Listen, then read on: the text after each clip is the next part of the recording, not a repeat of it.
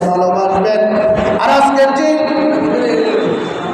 আলোচনার বিষয় ছিল ওলিদের মর্যাদা, অনেক ওয়াজ নসিহত জীবনে শুনেছি, অনেক ওলির কাহিনী শুনেছি, অনেক ওলিদের জীবনী শুনেছি, কিন্তু শুধু এই আমলটুকু শুনলে হবে না, নিজের মধ্যে প্রতিষ্ঠিত করতে হবে।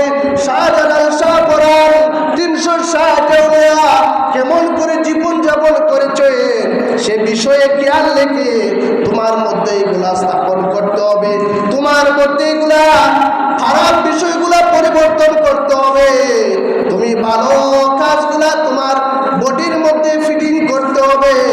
ও দুনিয়ার মানুষ, আল্লাহ পাক রব্বুল আলামিন যেন আমাদেরকে বুঝার মতন শক্তি দান করেন।